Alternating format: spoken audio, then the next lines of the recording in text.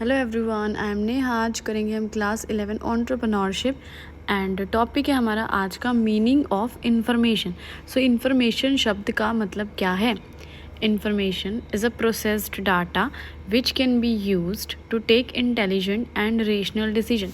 Information क्या चीज़ है? Processed data. अब सोच रहे होंगे आप डाटा क्या चीज़ है, ठीक है।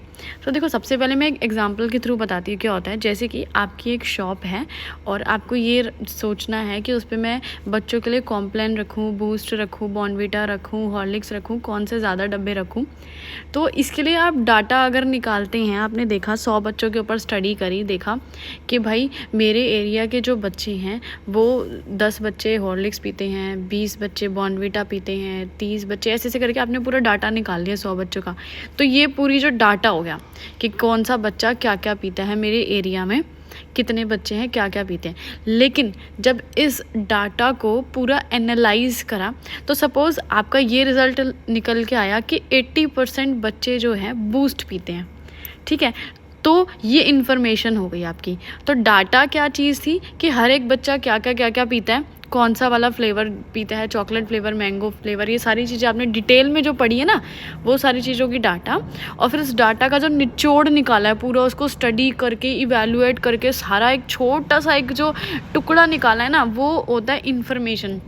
कि भाई 80% बच्चे बॉर्नवीटा या फिर कोई भी मान लो, जैसे कि बॉर्नवीटा पीते हैं 80% बच्चे और चॉकलेट फ्लेवर में पीते हैं, तो ये होगी इन्फॉर्मेशन। तो ये दोनों में डिफरेंस हो गया। सो इन्फॉर्मेशन क्या है? प्रोसेस्ड डाटा, यानी जितना भी डाटा होता है उसको प्रॉपर स्टडी करके, प्रोसेस करके छोटा सा टुकड़ा एक निकाला जाता है जो इन्फॉर्मेशन कहलाता है, और उससे हम जो है अपनी कंपनी के इम्पोर्टेंट डिसीजंस लेते हैं।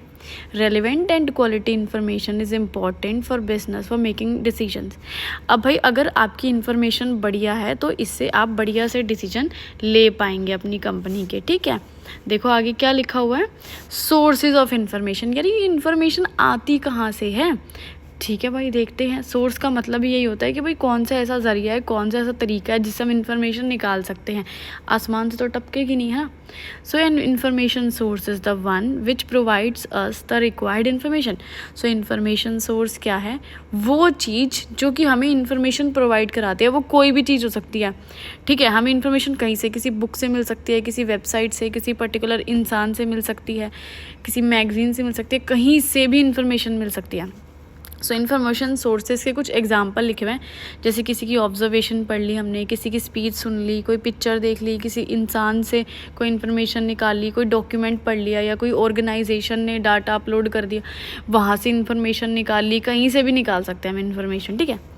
नेक्स्ट चीज़ है प्रोड्यूसर्स और ओरिजिनेटर्स ऑफ इन्फॉर्मेशन।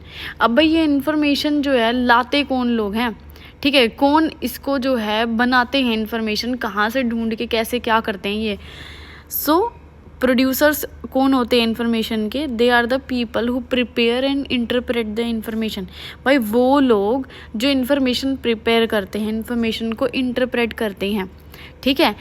तो वो कौन से लोग हैं जो ये इन्फॉर्मेशन बनाते हैं? जैसे कोई गवर्नमेंट की एजेंसी हो गई, कोई इंस्टीट्यूशन हो गया। जैसे गवर्नमेंट भी भाई नई नई चीज़ें जो है बताती रहती है हमें, कहीं ना कहीं से कुछ सर्वे करके या जो भी है।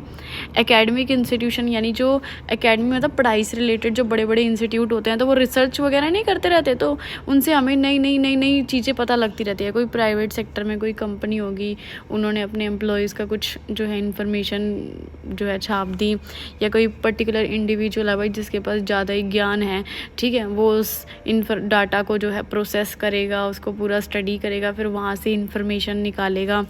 तो ये हो गए प्रोड्यूसर्स ऑफ इन्फॉर्मेशन। इसके वीडियो